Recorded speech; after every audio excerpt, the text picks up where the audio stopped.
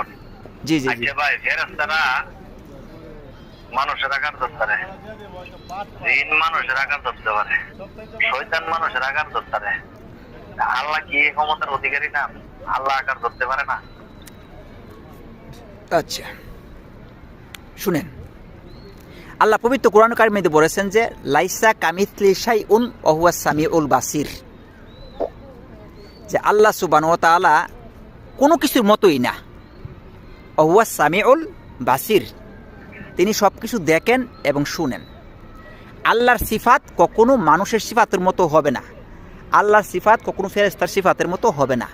আল্লাহর সিফাত, আল্লাহর গুণের কথা বলতেছে, আল্লাহর গুণ কখনো কি কোনো সৃষ্টি জগতের গুণের মতো হবে না। এটা কোরআনের মধ্যে আল্লাহ নিষেধ করে দিয়েছেন, যেটা হবে না। আল্লাহ আরেক জায়গার মধ্যে বলছেন যে ওয়ালা তাদরিবু লিল্লাহি আমসালা, তোমরা বলো না যে আল্লাহ এরকম, আল্লাহ মানুষের মতো, আল্লাহ নাউজুবিল্লাহ কোনো সৃষ্টি জগতের মতো, অথবা আল্লাহ এদের শুরু ধরেন বা এরকম হয়ে আসেন, এ কথা তোমরা বলো না। এটা কোরআন আয়াত কিন্তু, যে ওয়ালা তাদরিবু লিল্লাহি আমসালা। এই জন্য আল্লাহ হলে কি মহান, তিনি কখনো কোনো সৃষ্টি জগতের মতো হবেন না, বা তিনি এটার জন্য এটা কি মানানসই না। কেন? আল্লাহ পবিত্র কোরআনের মধ্যে বলেছেন কুল হু আল্লাহু আহাদ, বলো আল্লাহ এক এবং অদ্বিতীয়। যদি কোনো মানুষের রূপ ধরেন তাহলে অদ্বিতীয় জিনিসটা থাকবেন না, এক এবং অদ্বিতীয়র মধ্যে কি থাকবেন না। আমার মতো হলে বা আপনার মতো হলে নাউজুবিল্লাহ, তাহলে সে অদ্বিতীয় হলো কি করে? অদ্বিতীয় হবে না। আল্লাহ হুসামাদ, তিনি কারো মুকাফিক্কি নন। লাম ইয়ালিদ ওয়া লাম ইউলাদ, তিনি কাউকে জন্ম দেননি, এমনি তিনি কারো কাছ থেকে কি জন্মগ্রহণ করেননি। ওয়ালাম ইয়াকুল্লাহু কুফুয়ান আহাদ, তার সমতুল্য কেউ নাই। যেহেতু আল্লাহর সমতুল্য কেউ নাই, আল্লাহ কেন মানুষের সুর ধরবে? আমি শেষ করি আমি শেষ করি। কুল হু আল্লাহু ওয়ালাম ইয়াকুল্লাহু কুফুয়ান আহাদ। এর ওয়াহিদ কইছে না, আহাদ কইছে। আহাদ কইছে, আহাদ ওয়াহিদের থেকে আরো শক্তিশালী। আহাদ শব্দটা আছে না, ওয়াহিদ শব্দটার অর্থ থেকে আরো শক্তিশালী। ওয়াহিদ অর্থ হলো মানে এক, আর আহাদ শব্দের অর্থ হলো কোনো কিছু, মানে কোনো কিছুই তার মতো নাই। ঠিক আছে? আমি যদি আনা ওয়াহিদ মিনকা, আনা ওয়াহিদুন মিসলুকা, মানে আমি তোমার মতো। যদি বলছে আনা লা আহাদুন, মানে কোনো কিছুর মতোই না, তাহলে এই আহাদ শব্দটা ওয়াহিদ শব্দের থেকে আরো বেশি শক্তিশালী। এই জন্য আল্লাহ বলছে যে ওয়ালাম ইয়াকুল্লাহু কুফুয়ান আহাদ, তার সমতুল্য, তার মতো, তার মানে তার সাথে একক হওয়ার মতো আসমান এবং জমিনের মধ্যে কেউ নাই। কেন আল্লাহ সুবহানাহু ওয়া তাআলা মানুষের মতো হয়ে আসবে অথবা মানুষের সুরত ধরে আসবে? এটা হইল কি আল্লাহর শানে কি মানানসই নই। এখন আপনার প্রশ্ন বলি, আল্লাহ পবিত্র কোরআনের মধ্যে বলেছেন, আল্লাহ বলেন যে আল্লাহর সুরত আছে কিনা? আকার না, আকার শব্দটা সঠিক না।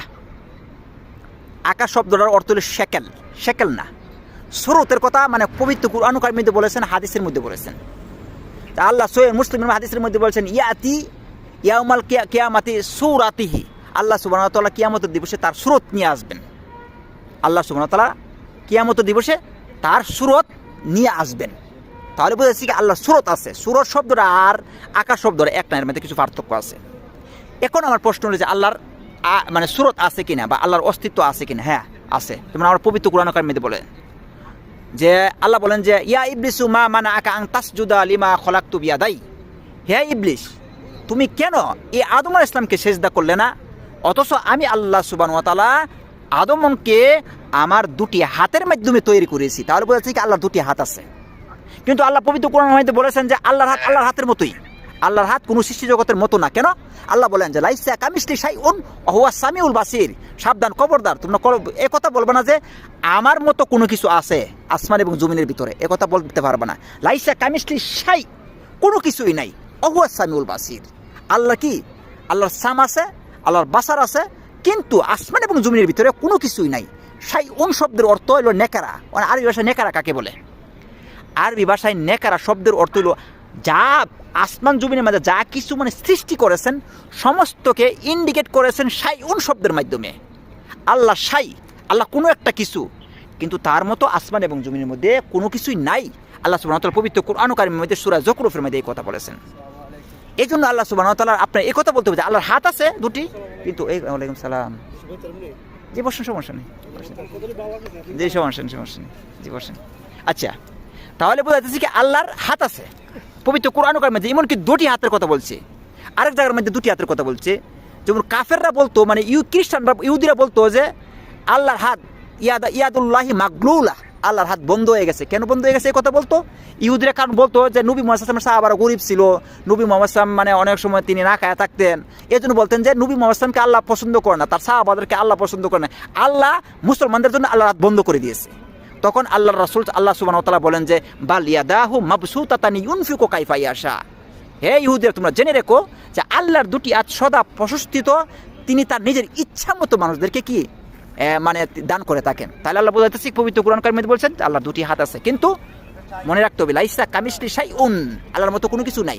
আল্লাহর হাতের মতো, আল্লাহর হাত আল্লাহর হাতের মতোই, কিন্তু আল্লাহর হাত কোনো সৃষ্টি জগতের মতো না।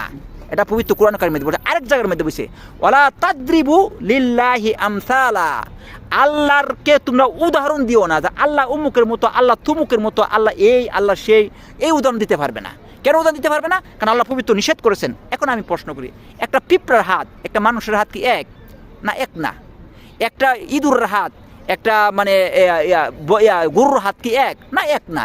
তাহলে আল্লাহ সুবহানাহু ওয়া তাআলা সর্বশ্রেষ্ঠ এবং সবার থেকে ওপরে, তিনি সবার থেকে বড়, তার যে ওই যে আছে, তার যে মানে চেয়ার আছে অথবা তার যে হাত আছে, এই হাতটা কিভাবে মানুষের হাতের মতো হতে পারে, কোন সৃষ্টি জগতের হাতের মতো হতে পারে?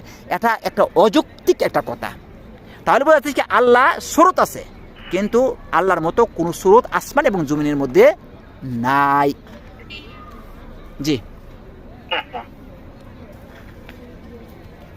আচ্ছা, ফরহাদে